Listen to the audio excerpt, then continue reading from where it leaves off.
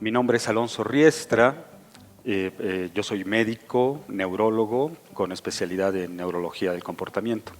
Y esto es Neuroespacio, que es un espacio en el cual el Departamento de Neurociencias Clínicas del Hospital Ángeles utilizamos para acercarnos a la comunidad. Y el día de hoy vamos a hablar, como ustedes lo saben, de la marihuana, sus efectos sobre el cerebro y la sociedad.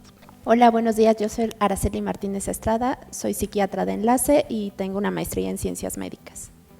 A la doctora Sandra Yadeum. Hola, buenos días, bienvenidos. Yo soy médico, tengo una maestría en psiquiatría clínica y tengo un posgrado en psiquiatría legal. Bienvenidos, qué gusto que estén con nosotros. Y al doctor Enrique Cárdenas Molina, también presente. Buenos días, soy neurólogo y estoy aquí para servirles. Buenos días, bienvenidos. Marihuana y adicción. Primero que nada, ¿qué es una droga?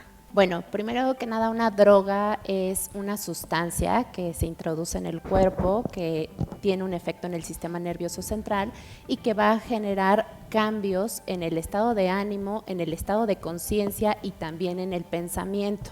Entonces, en este sentido, ¿qué tiene que ver el que sea una droga con la dependencia o el abuso de las sustancias? ¿Cómo se define eso? ¿Dependencia o abuso? Bueno, para que haya dependencia o abuso, que son términos que han ido evolucionando con el tiempo, una sustancia tiene que tener varios criterios. Tiene que tener tolerancia y abstinencia, que son como los términos más importantes que las sustancias de abuso tienen que cumplir.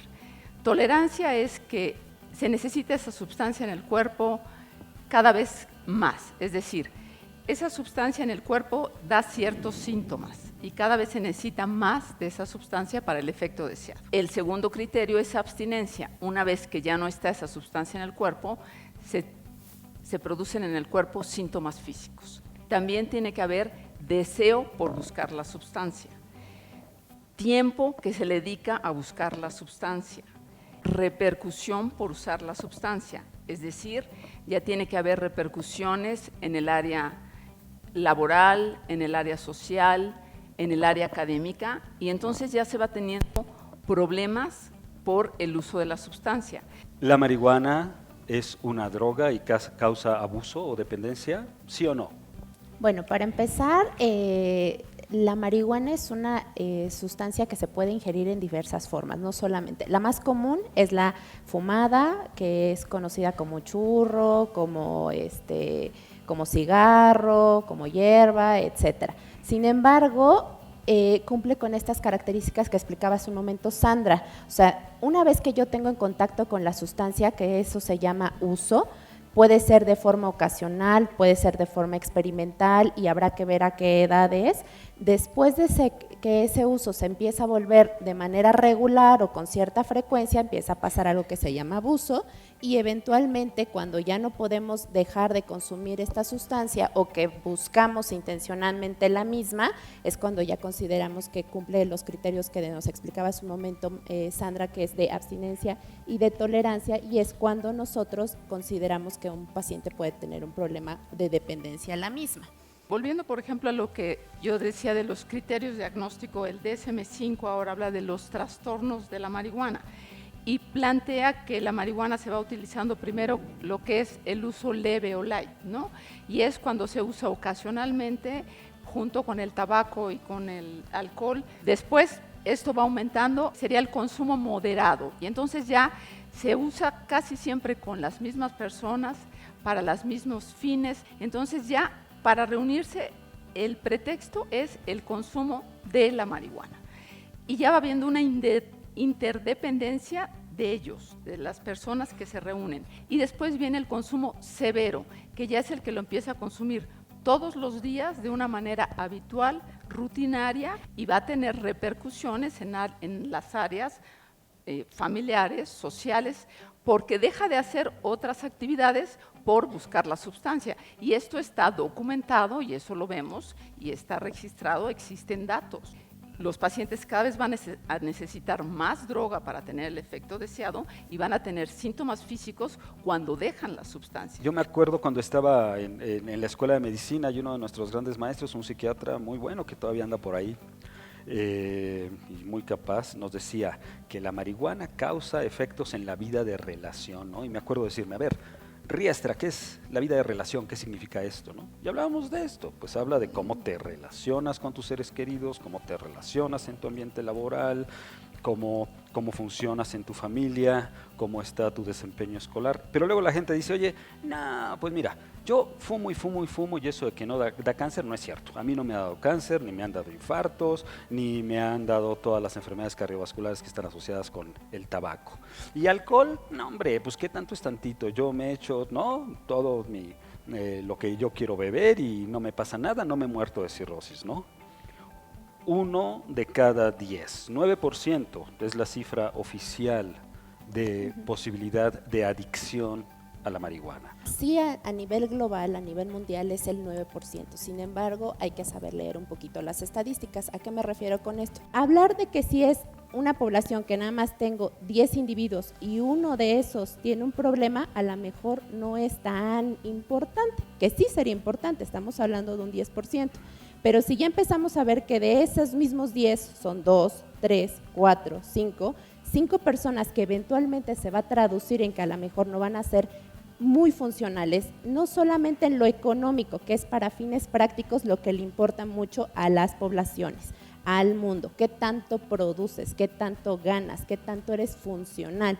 Pero la funcionalidad no solamente va en ese sentido, la funcionalidad también va en el sentido, como le explicaba hace un momento Alonso, ¿qué tanto funcionas dentro de tu familia? ¿Qué tanto interactúas con los que están alrededor, con la gente que vive junto a ti, con tus compañeros? ¿Qué tanto eres capaz de terminar una secundaria, una preparatoria, una licenciatura? Hay estudios totalmente bien estadificados, bien realizados, sobre todo en Estados Unidos, que sí tienen inversión para este tipo de estudios, donde se empiezan a ver las poblaciones desde la secundaria, lo que aquí serían 13, 14 años, y como chicos que pueden ser bastante buenos intelectualmente, que tienen un coeficiente intelectual bastante adecuado, y los van siguiendo a lo largo del tiempo, y cómo van perdiendo a medida de que empiezan a consumir marihuana, van perdiendo el coeficiente intelectual. Y a nosotros, perdón que te interrumpa, pero realmente nos interesa muchísimo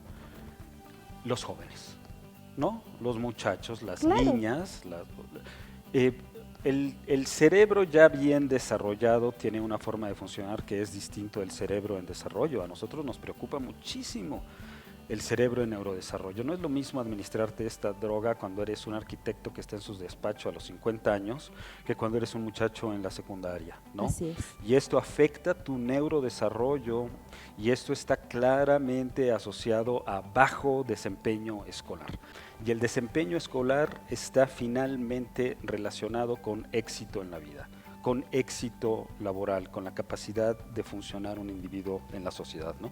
¿Qué tanto hace la marihuana en el sistema nervioso? ¿Cuáles son sus efectos? El fumar marihuana, ¿qué produce? ¿Qué produce en el pensamiento, en la conducta? ¿Qué nos pasa? Hay estudios donde vemos que daña la cognición, se altera la atención, la concentración, la fluidez verbal, el coeficiente intelectual, como se mencionaba, se empieza a deteriorar.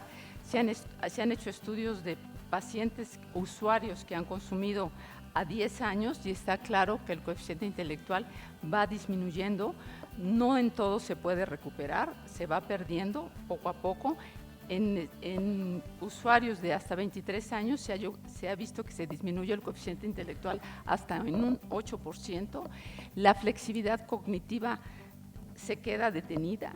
Entonces sí vemos que daña, la cognición se altera. Primero, es solo el 10%, no es solo el 10%, es más, ¿no? Dependiendo de a qué edad lo uses y dependiendo de qué población estemos hablando. ¿Es transitorio? Bueno, ¿cuánto tiempo necesitas para tirarte de una ventana o para tomar una mala decisión? No es solo transitorio, no es solo el efecto de fumar ese cigarro, es el hábito de la adicción y son los efectos de la adicción de largo plazo que sí están relacionados con efectos muy nocivos sobre la vida de la persona. Hay muchos sistemas en nuestro cuerpo que forman parte de los sistemas, por así llamarlos, de recompensa, así se conocen, ¿no? Dentro de los cuales todos ustedes han oído hablar de las endorfinas, ¿no? Principalmente la beta-endorfina. Hay otras sustancias parecidas a las anfetaminas que produce nuestro cuerpo, que son de muy corta duración y que nos hacen excitarnos y emocionarnos. Y también está este sistema de los endocannabinoides que al final interactúan todos junto con otros sistemas de químicos cerebrales, de neurotransmisores como la dopamina, para producirnos placer.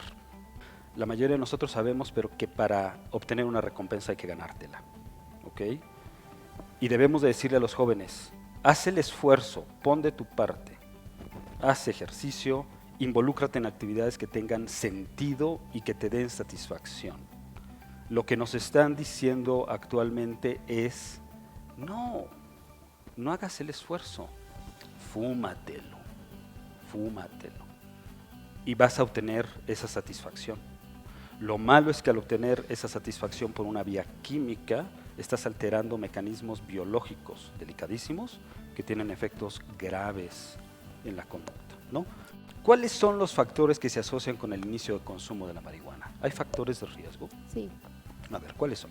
Hay algunos, principalmente los trastornos del estado de ánimo o del afecto, los trastornos de ansiedad. Sí se ha demostrado, e incluso en poblaciones mexicanas, que si tú tienes un sujeto, un chico, sobre todo, que son los que empiezan a consumir de manera más temprana, que tiene problemas del estado de ánimo, llámese depresión, llámese a lo mejor algo que se llama distimia, que es un trastorno depresivo que a lo mejor pasa como más leve, pero es más duradero, más prolongado en cuanto al tiempo, y que puede cursar también con ansiedad, es mucho más propenso, se incrementa el riesgo de empezar a consumir cualquier tipo de sustancia, pero hablando de marihuana, que es de la que tienen mucho más fácil acceso que en algunas otras drogas, sí se incrementa más o menos un 20%.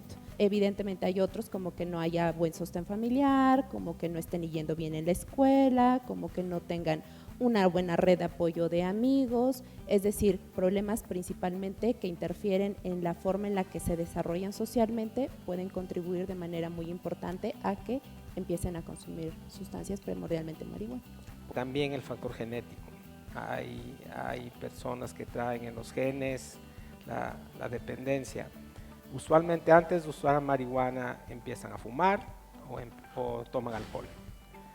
Los tratamientos para las adicciones que hay diversos. Aquellos que llegan a tratarse, que aquí en México, Araceli nos podrá decir mejor, pero en Estados Unidos ni siquiera llegan al 12%, y en centros muy serios, la principal causa para internarlos es alcoholismo, y después vienen las drogas, entre ellas la marihuana es la segunda causa, y luego viene la cocaína y todas estas drogas ilícitas más fuertes. El problema con esto es que las recaídas van del 50 al 90%. No hay tratamiento mágico, no hay una pastilla que se le pueda dar a alguien y se le quita la adicción. Lo mejor es la prevención. Y la única forma que se ha visto cómo se previene esto es la familia. No hay de otra. Las campañas publicitarias, el policía que llega y te amenaza, nada de eso realmente ha servido. Es la educación, es a dónde vas, es predicar con el ejemplo. Porque la crianza es importantísimo no solo para las adicciones, sino para muchísimos problemas que vemos en la consulta, y al final muchos de estos problemas, con culpabilidad o no con culpabilidad, sabemos que es una problemática compleja, muy muy compleja, pero se gestan en la familia y todos nosotros somos parte del entramado social que da información, que mantiene una postura, que da ejemplo y que no se deja llevar únicamente por lo que alguien dijo, por lo que leyó en alguna página no oficial de internet o por lo que pensamos o por lo que queremos sentir, y es por eso que estamos aquí, ¿no? Cuando la gente se mete a las redes sociales y cuando ve internet, inclusive oye programas, se dan ejemplos de cómo alguien supuestamente se curó de una terrible enfermedad para promover el uso recreativo en los jóvenes, y lo vemos todo el tiempo. cómo se utiliza esta retórica de transición entre lo médico y lo recreativo, ¿no? Y al final todo se confunde, ¿no? Nosotros les debemos de decir una cosa: somos médicos, nos valemos de la información científica, todo el tiempo estamos usando sustancias peligrosísimas. Todo el tiempo, yo cada vez que uso un procedimiento, uso un derivado de la cocaína, ni más ni menos. Todos los anestésicos locales, como estarán aquí algunos anestesiólogos, nos dirán, la procaína, la gilocaína, ¿no? Son derivados de la cocaína, ¿no? Entonces, ¿qué interés vamos a tener nosotros en estigmatizar una sustancia tan linda, tan buena, tan bonita, que crece en una planta verde preciosa, que se llama marihuana? Pues ninguno. Sencillamente, lo que necesitamos es clara evidencia de que este producto o estos productos tienen usos médicos. Por favor, sépanlo. La marihuana, la planta completa de la marihuana no tiene usos médicos ni aprobados ni demostrados. La FDA, que es la agencia en Estados Unidos que se encarga de la regulación de los medicamentos, no reconoce ningún uso terapéutico de la marihuana como planta. Nada fumado en la marihuana sirve para tratar ninguna enfermedad que podamos demostrar. Hay 2 medicamentos que contienen cannabinoides que han sido aprobados por sus efectos, principalmente para quitar la náusea en pacientes con cáncer y aumentar el apetito en pacientes con SIDA. ¿Okay? Sus efectos son leves y probablemente no sean superiores a los de otros productos. No lo sabemos, no tenemos estudios, pero sí la suficiente evidencia para que, por lo menos en Estados Unidos, haya 2 de estos medicamentos aprobados que, insisto, no son marihuana fumada. No es yo me eché mi churro y entonces se me quitó el dolor. Fumarse un churro de marihuana los puede hacer sentir bien, nadie dice que no, ese es el tema, te puede hacer sentir bien, pero distinguir los efectos psicotrópicos del uso de la marihuana a sus efectos terapéuticos sobre el dolor y otros es más complicado. Y en el caso muy específico y solo como ejemplo, doctor Cárdenas, ¿la marihuana cura la epilepsia? No. No.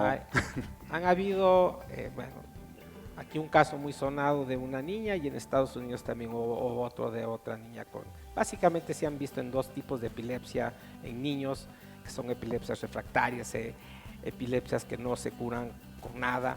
Uno se llama el síndrome de Dravet y otro es la epilepsia de Lennox-Gastaut o síndrome de Lennox-Gastaut.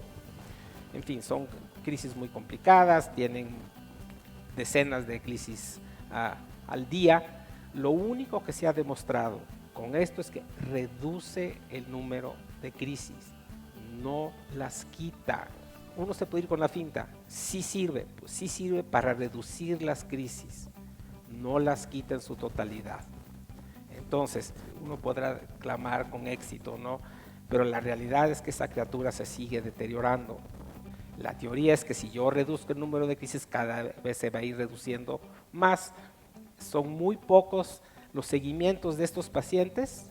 De hecho, hubo un caso el año pasado, se presentó en la Academia Americana de Neurología, 213 pacientes. De los 213 pacientes, como el 20% tuvieron que suspender el medicamento por los efectos secundarios. Y el resto, hubo en 55 pacientes, 15 de ellos desarrollaron una cosa que se llama estado epiléptico, que es una cosa gravísima. Entonces, no todo lo que brilla es oro. Cuidado con la información. Ese es uno de los serios problemas también que tenemos.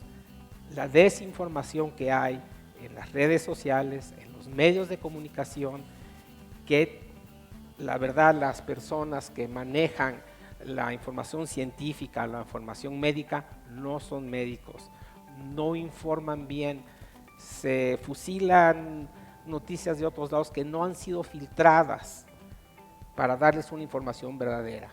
No cabe ninguna duda de que la ciencia evoluciona y mejora paso a paso. Hay una frase famosa de un científico muy famoso, que dice: la ciencia avanza a través de pequeñas aproximaciones. No hay nada absoluto en la ciencia, pero la ciencia tiene mecanismos de autocorrección, precisamente es lo que está implícito en basar nuestro conocimiento en lo que nos da la metodología científica. Nos podemos hacer la misma pregunta todas las veces que queramos y volverla a analizar.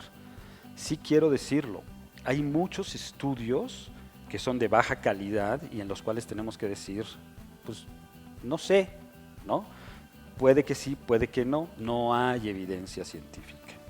Pero hay otros en los que se ha tratado y no ha funcionado o ha salido peor. A los médicos se nos exige que seamos honestos y que nos basemos en evidencia científica que hasta el momento es inexistente. Solo quiero decir el caso del cáncer. Los receptores, que son las cerraduras a las que llegan los cannabinoides y que se encuentran en la superficie de las células, estos receptores cannabinoides son expresados en algunas células cancerosas también, ¿ok? Y hay estudios in vitro, es decir, en el laboratorio afuera, en una caja de Petri, o en algunos animales, donde se ve que los cannabinoides tienen efectos sobre cánceres, especialmente cánceres cerebrales. Oigan, qué buena noticia, o sea, fantástico, de veras me parece fantástico. También hay estudios que demuestran que usando ciertos virus que son sumamente tóxicos se puede disminuir el tamaño de un cáncer cerebral. Magnífico, buenísima noticia. Pero la ciencia requiere metodología. No es lo mismo lo que sucede en una caja de Petri, lo que sucede en una rata, lo que sucede en otros organismos más evolucionados, a lo que sucede en los seres humanos.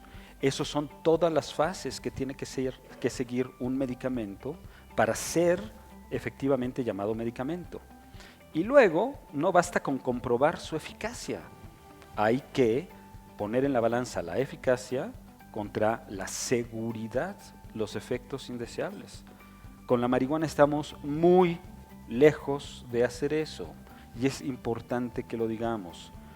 Todo aquello contrario a esto es herbolaria, ¿de acuerdo? Nosotros somos médicos alópatas de formación universitaria dentro de la medicina alópata, de acuerdo a nuestros parámetros de nuestro libro, que es el libro con el que tomamos decisiones para promover la salud en ustedes. La marihuana no es un medicamento. A mí me gustaría agregar que realmente todo lo que tú dices es muy cierto, pero a través de los siglos a la marihuana se le han atribuido muchísimas funciones para el dolor, antiinflamatorio, antiespasmódico, en fin. No es científico, no hay evidencia científica. Solamente, como bien dice el doctor, hay 2 medicamentos en los que se utiliza, ¿no?, para la náusea, para el dolor, para aumentar el apetito en los pacientes con SIDA, pero es interesante porque finalmente sí tiene una fuerza impresionante y en muchos países se ha legalizado con la parte médica. En Estados Unidos, en 23 países, y empezó así, por la parte médica y después por la parte recreativa. A mí me da mucho gusto, de hecho, tu comentario, Sandra, porque yo sí quiero decir algo más.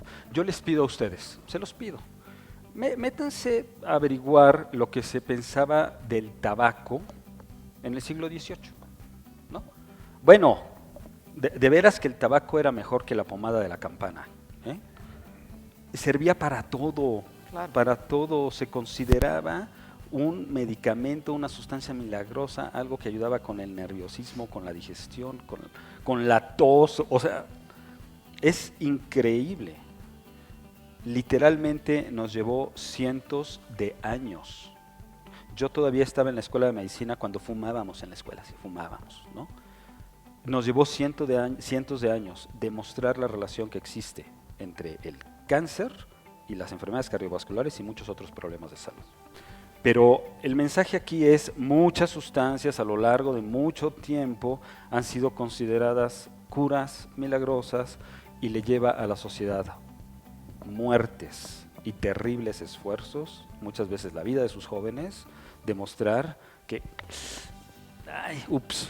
no era así, ¿no? La marihuana es una cuestión personal. La marihuana afecta solo al que la fuma. No, no solo al que la fuma. O sea, sí probablemente es el que tenga los mayores estragos en su salud. Sin embargo, dependerá también con quién, cómo, cuándo y ante qué circunstancias, ¿no? Pero no es una droga que generalmente se consuma de manera solitaria y no solamente genera problemas en la persona. Como ya lo habíamos mencionado previamente, pues empieza a generar problemas también con quien te desarrollas, con quien tienes alrededor, con quien te comunicas, con quien socializas todos los días. Entonces, he ahí lo que se vuelve como que más escabroso del tema, ¿no? Porque al final de cuentas, las personas no somos solitarias o los seres humanos no vivimos aislados del mundo, vivimos en sociedad y tenemos que aprender a convivir en sociedad. Y entonces, si tenemos un problema a una persona que está consumiendo o que sí tiene algún problema de dependencia, eso se va a ver repercutido en la forma en la que se desarrolla en las diversas áreas de su vida y principalmente a nivel social. El consumo de marihuana aumenta los accidentes de tránsito. ¿Cuál es la respuesta a eso? Sí, los incrementa. Sí, los incrementa. Sí los incrementa, Sí. pero hay gente que dice que no los incrementa tanto. De hecho, en algunos países ya se tiene, se las sacaron de la manga, pues, de unos niveles que son tolerables de tetahidrocannabinol. Entonces, que dice que van de tanto a tanto, sí puedes manejar, pero un poquito más allá, no. Obviamente, si estamos diciendo que altera la atención, la concentración, la memoria, pues no va a tener esa misma capacidad para poder dirigir un vehículo. Evidentemente va a tener repercusión. Pero, perdón, y los Sandra, metabolitos duran en sangre hasta 3 a 5 horas y está demostrado que de 30 a 45 días están en sangre. Y si consume todos los días o frecuentemente, pues evidentemente no va a tener esa misma capacidad y puede tener accidentes de tránsito. pero a mí lo que me llama la atención, Sandra, es que lo que a ti te parece evidente, lo que a todos nos parece evidente, pues parece ser que no. Los metabolitos de la marihuana, los que podemos medir, desaparecen entre 1 hora y media y 4 horas después del consumo de la marihuana. O sea, en lo que llegó el seguro, la ambulancia y demás, etcétera, aunque los midiéramos, pues probablemente no los encontremos. Pero además hay algo aquí muy importante. La marihuana está muy asociada al consumo de alcohol. Entonces, la razón por la que realmente no podemos echarle la culpa a la marihuana no es porque no esté presente, ahorita les digo de eso, es porque está presente con alcohol. Entonces, el argumento es, no podemos separar el efecto de la marihuana y del alcohol. La marihuana es la principal droga ilícita encontrada en accidentes automovilísticos. No hay niveles seguros para conducir con marihuana, no están bien establecidos. Araceli, ¿hay más accidentes desde que se legalizó la marihuana o Sí. no? Principalmente en Washington se han incrementado 4 veces más, y no solamente los accidentes per se, los accidentes automovilísticos, sino los accidentes fatales o los que se consideran que sí hay una muerte asociada. Y además de eso, hablando de lo que mencionabas hace un momento, Alonso, precisamente también el mes pasado en el Congreso de la APA presentaban un estudio que está haciendo la NIDA, que es precisamente el Instituto de Adicciones de Estados Unidos, donde tratan de ver las personas que consumen algún grado de marihuana y los exponen los primeros 30 minutos, después a las 4 horas, después al día siguiente, y así durante varios periodos de tiempo a conducir virtualmente algún vehículo, que ese es para ver qué realmente afecta o no afecta. Sabemos, como ya lo mencionaba hace un momento Sandra, que sí disminuye la capacidad motriz, que sí disminuye la planeación, que disminuye la ejecución, que disminuye la sensibilidad, y se ve claramente cómo ahí estos sujetos los ponen desde una moto, un coche compacto, una camioneta tipo mamá, e incluso los ponen hasta un tanque de esos que se ocupan en la guerra, ¿no? Y se ve que incluso hasta con la mínima cantidad,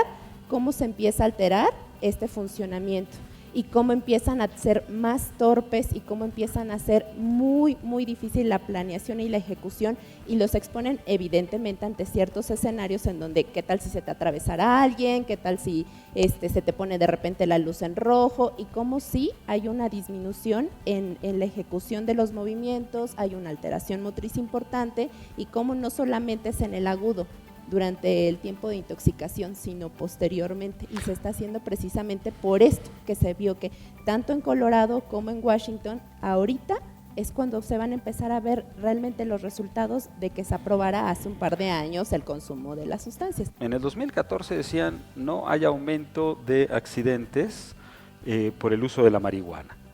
Y ahora en el 2016 dicen que sí, ¿saben qué? Sí, ya lo estamos viendo y no son solo accidentes, son accidentes fatales, ¿ok? Entonces, ¿cuántas vidas nos está costando solo en accidentes? Solo en accidentes el haber legalizado la marihuana.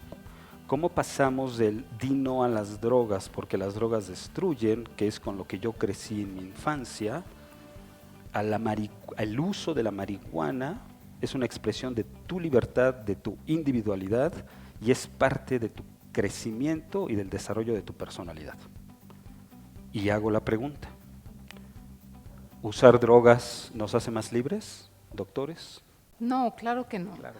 Yo creo que es un poco como que lo que tenemos que hacer es informar. Y una vez que se informa, el individuo es libre de si la usa o no.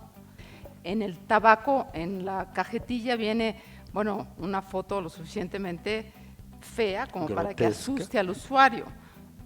No asusta lo suficientemente al usuario y tan es así que, bueno, aquí vemos cómo se sigue muriendo la gente de cáncer, vemos cáncer de boca, de lengua, de pulmón. Hubo un periodo donde disminuyó el abuso del tabaco, pero ahora la gente joven sigue fumando. No es una fórmula matemática que 2 negativos hacen un positivo. 2 negativos son 2 negativos. No es que el alcohol sea bueno, el alcohol es malo. El tabaco, la nicotina es mala. Mi preocupación es, ya se legalizó y luego se estigmatizó al tabaco. El alcohol en las épocas de prohibición no fue peor. Ahora se va a legalizar la marihuana y luego ¿qué sigue? Sí me preocupan mucho los chicos, me preocupan mucho los adolescentes que son los que consumen y que su cerebro no está bien formado. Termina de formarse aproximadamente entre los 18 y los 20 años y los hombres, varones, terminan un poquito después. Tratamiento, realmente las posibilidades de tratamiento ahorita todavía nos estamos viendo muy cortos con lo mismo y realmente solamente un 0.7 en el país, en este país, en México, de acuerdo a la encuesta nacional de adicciones del 2011, accede a un tratamiento especializado. La mayoría no acceden a tratamiento. Entonces, si hay algún problema, creo que desde las primeras fases, además de hacer mucha prevención, tratar de hacer mucho énfasis en la educación y tratar de acudir a un profesional de la salud. Chicos con trastornos por déficit de atención, que no se les ocurra fumar marihuana, es realmente un acto de autodestrucción. Lo segundo es esto, todos los seres vivos somos una maravilla, todos somos maravillosos, pero nuestro cerebro, en las palabras de uno de mis grandes maestros, es la obra maestra de la naturaleza, con delicadísimos equilibrios neuroquímicos y estructurales. Yo les quiero transmitir, sobre todo a los jóvenes, la imagen de que usar drogas es grafitearse el cerebro. Es un acto de vandalismo contra ese equilibrio delicadísimo. Y que conste, los que me conocen lo saben, que me encanta el arte urbano y que me encanta el arte callejero, ¿ok? Pero una cosa es un acto de creatividad y propositivo y otra cosa es un acto vandálico de destrucción. Las drogas destruyen. A nosotros sí nos decían, oye, te vas a meter en problemas, va a llegar la policía, te va a agarrar la patrulla. Ya no. Porque esto se legalice o no se legalice, nos hemos quedado sin argumentos, porque se está promoviendo su uso. Nosotros, la mayoría de nosotros, somos liberales. Creemos profundamente en la autodeterminación, en lo que cada persona hace por ella misma. Y esto va para los chavos. Todo esto se acaba, todo el narcotráfico, toda la inseguridad, toda la criminalidad, todo esto se acaba con una palabra, no. con una decisión, con una elección personal. Di no a las drogas, porque las drogas destruyen. Y al final, si nos ponen a todos los empresarios de la marihuana, si nos ponen todas las ofertas, si nos ponen todos los beneficios, si nos ponen a todos los policías, a todos los soldados, a todas las legislaciones, pero nosotros decimos no, y hay un tío, un amigo, un papá, una mamá, un maestro, un doctor que dicen no, las drogas destruyen, este problema se acaba. Y es una elección personal. Y eso es con lo que yo quiero terminar. Muchas gracias.